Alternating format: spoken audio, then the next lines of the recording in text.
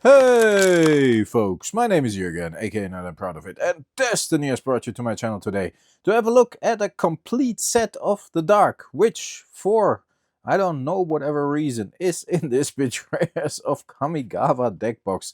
It came in that deck box. We're gonna have a look at a complete set of the Dark in a minute, and we're gonna talk a little bit about the Dark. And I hope you can see it well. I put the light up here, you see it. The light is very bright, and then you have this shadow. But once we get the cards up here, it should be visible. Well, the playmat Magic Con Amsterdam is a little dark, same as the Kamigawa deck box, so I hope you can see it well, but I think you should. Folks, thanks a lot for hanging out on the channel and checking out the Dark set with me. I want to talk a little bit about old cards, and I might be rambling for about 10 minutes, you never know, depending on my mood today. I recently have ordered this set of the Dark. And we're gonna have a look. Yes, it is a complete set of the Dark. We're gonna have a look how it is packaged. Oh, it's packaged in like piles, apparently. We're gonna have a look at the piles. We're gonna see if everything's there. It should be a excellent 2 near mint set of the Dark, which is of course very, very good. And I did order this set because I actually want to build a cube. There are a couple of people on my Discord. If you are not on there, it's a very small and very humble Discord, but there are a couple of very, very cool people there. And I think as long as it is this small, I can handle it. But if you want to join, we got room for 1 or 2 more. So that's cool. I want to build a cube with the Dark cards. And all you need for a cube is about 2 complete sets and about 8 sets of commons of the Dark. And the set of commons of the Dark is about 40 cards for like 30 bucks or something. So the complete sets are a little more, of course, but currently reasonably priced as well. The Dark is not very expensive. It is the least expensive. It always has been the least expensive of the 4 Horsemen sets.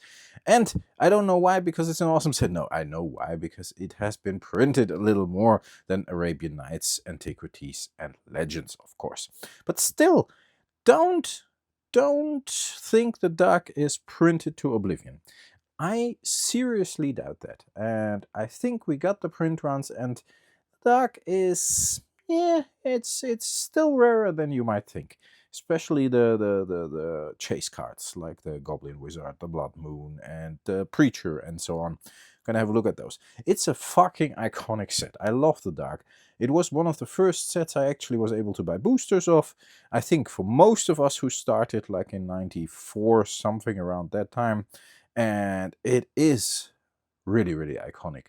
The art is fantastic, and yeah, before I talk a lot longer about why I bought this and what I want to do with it, we're gonna have a look at the cards. So I guess these are the artifacts. Yes, Felwa Stone, Fountain of Youth, the Rune Sword. It's the version without the hair on it.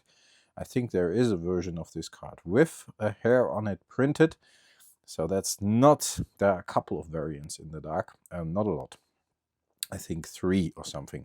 Scarecrow, really iconic Anson Maddox card. Really like that one. The Skull of Orm, very, very cool. Living Armor, again, Anson Maddox, very nice. Yeah, the Necropolis. Weird card, but very cool card as well. Reflecting Mirror, just look at it. Mark Poole, such iconic artwork. Diabolic Machine. One of the first cards I ever owned. I think I went to the LGS. I bought a starter deck and a revised starter deck. I bought a booster pack and I just wanted to see what it is. And there was that one guy who was playing a little longer already, and he was like, yeah, you want to start? Hey, there are different sets. I was like, different sets? He said, like, yeah, this card, for example, is from the Dark. And here, you can have it. I was so fascinated by different sets and the same back of the card, and that you could combine everything, and this little logo of this little moon here. So yeah, I was hooked right away. And Diabolic Machine definitely took part in it. Really, really iconic artifacts here. The price of the Dark at the moment, let's have a look at the green cards, is for a complete set not too expensive. I think I got this set for around 550 bucks, and for an excellent to near mint set, that's very, very fair. Oh, there are a couple of blue cards in here as well. And to be honest, for that price, if I currently have the possibility financially, Apprentice Wizards, such cool artwork. Very, very cool. And Amnesia as well. Crazy Mark Pool card. Ghost Ship. Loved that card back in the day. And it was really good. 2/4 flying. And it could regenerate. And it only cost 4 mana. Wow. That was a king in the air. The Ghost Ship. I loved that card. No. Sorry. Bumped into the camera a little bit there. I think if you consider it, and if you look at the individual cards, it's definitely better. Maybe I should just leave those out here, because I think I rather damage the cards more by putting them into the sleeves here than just leaving them here. Here we got a heavy hitter, Blood Moon.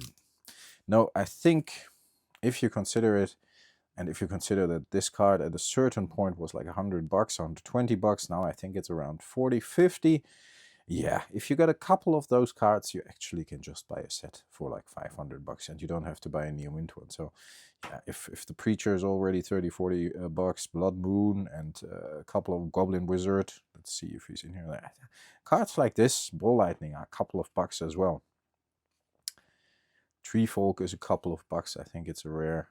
Lurker, Marsh Viper, Gear's Touch. Oh, it's the variant. That's very nice. I'm happy with that.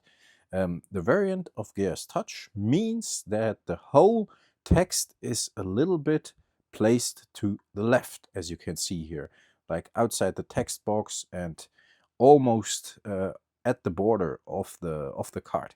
Very nice. I was looking for that variant for a very long time. Now I got another one. I'm pretty happy with that. These little things can be very exciting. Land Leeches and the Waterworm, of course. Not a bad card. If you have an opponent with islands, it's 1/2.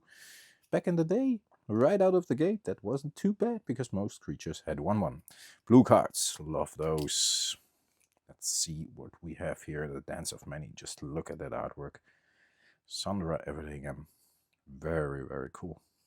Oh, we're already at the black cards. Inquisition, the Bog Rats, Curse Artifact. Just look at this. Awesome. Ashes to Ashes. And of course, we got Dust to Dust in here as well. Beautiful Banshee, just Premier Force, Bog Imp. Frankenstein's Monster, and some Maddox, of course. That card got really expensive at a certain point, same as the Eater of the Dead, which is beautiful as well, I think.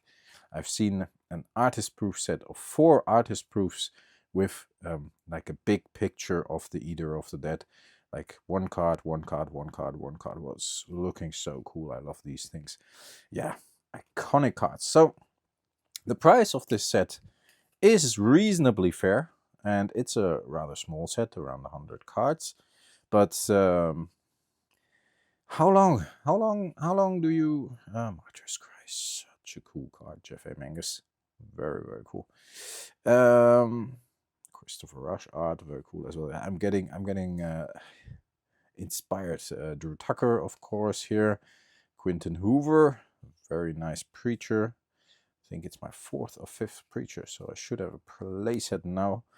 No, so how long does a set like this stay at a price point like this? And I mean, we've seen it. The price point is about half the price of what it was when it was at its high. Dust to Dust, here you go. Angry Mob, Blood of Martyr. But we know that the current MTG market for old cards is not what it was, and maybe will not be for a while. But it doesn't hurt to get this set. It doesn't hurt to get these cards, to enjoy these cards, to enjoy this awesome Goblin Wizard. Look at him. He's just an evil motherfucker. And just put them away in your collection, not to like invest in the future. I hate that term. All the investors. Nobody's fucking investing. What is investing? You pay some money, you collect the set, you like it, you enjoy it, you put it in a binder. Am I now a collector or am I an investor? If I would buy it with the intention to sell, which I think most of the Magic the Gathering players do not do, then I think that would be considered investing. But if you just want to enjoy a set, an old set, and you have the chance to buy a complete one, then yeah, I think it's a very smart idea. Ha, one of my favorite all-time cards.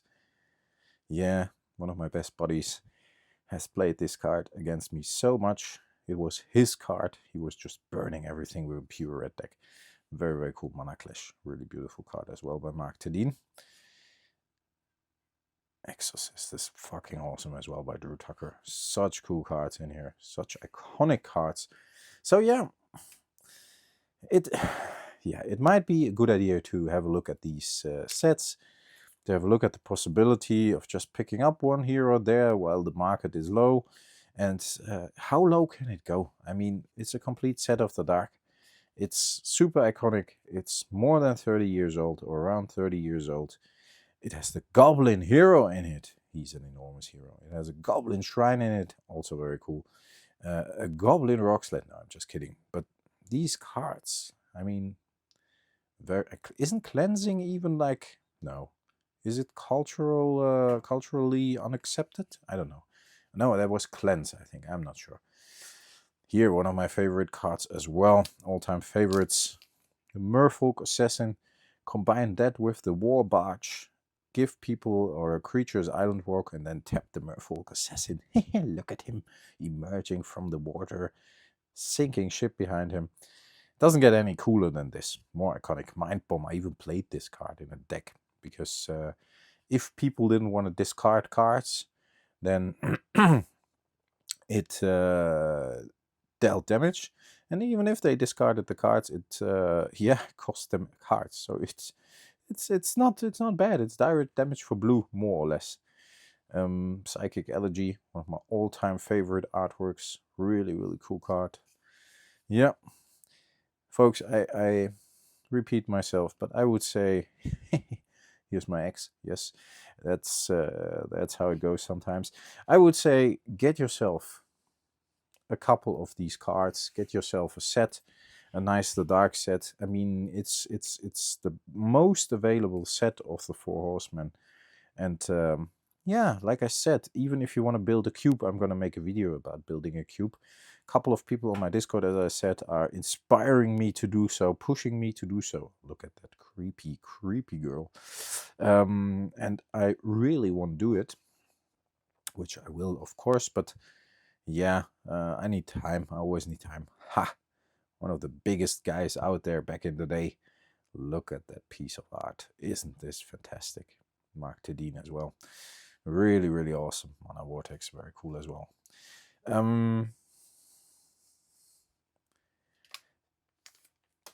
You can, yeah, that was a thinking pause, I'm sorry for that. You can do a lot of stuff with this, like build a cube, like just collect it, enjoy it, look at the old art, just put a couple of those cards in your deck. There are a couple of reserved list cards in here, obviously. Not that here's the War Barge, combine that one with the Merfolk Assassin. Not that the reserved list cards in here are the most triggering, but there are some very cool cards in here. Sea of Shadows was a pretty expensive card as well for a while. I am very, very positive about these sets. I'm picking those up if I can. It's I think my second complete set I picked up. I was completing one just by buying singles, but it simply doesn't make sense. If you buy a couple of the expensive singles, you can just buy the whole set for around the same price, and you got all the commons and uncommons in there as well. Yeah, Maze of It was a very expensive card as well at a certain time. Safe Haven. Is there... Yeah, that's it. The Standing Stones. Very nice. So that's what I wanted to talk about today. And I got up to 15 minutes just enjoying the cards and rambling on a bit about the dark. If you have the chance to pick up a set like this, it's not that big, but it's not that expensive. just do it. Just go for it. Just pick up a set and enjoy the cards and add it to your collection. I think if you just forget about this for 10 years, you will be amazed how difficult it will be to get sets like this in about 10 years when the people wake up and when old Magic the Gathering is recognized as rare as it is, even though it's not the talk of the day. Doesn't matter. Things circle around, things come back. And if it never goes anywhere, again, not doing it for the investment, not doing... I love this set. I grew up with this set. I want to have it. I want to have like 4 play sets. I want to build a cube. Ramble. You heard it before, like the last 15 minutes. But even if it doesn't go anywhere, folks, it's still amazing. It's very cool to have. And how low can it drop? I mean, yeah, it's like on average, if it's 100 cards, $500 a set, it's 5 cards, $5 a card on average. And there are cards in there like for 50, 60, $70. I mean, yeah, no brainer, folks, no brainer. Thanks a lot, folks. Thanks a lot for listening. If you are not subscribed yet, I was thinking about what I wanted to say. If you're not subscribed yet, consider to hit the subscribe button and leave me a comment what you think about the Dark and what you think it will be doing in the future. That would be really, really nice. And hit the like button as well, because it really, really helps videos like this. Old school nerd and proud of it videos. Just a playmat and a couple of cards and my floating hands. How cool is this? Didn't you miss this? I don't do this enough because I can't buy many cards. I did it end of last year when I got a lot of cards for my unlimited set, but just a whole set like this, 15 minutes, worth it, folks, worth it. Stay healthy, stay frosty. Thanks a lot for listening. I talk to you next time. Bye bye.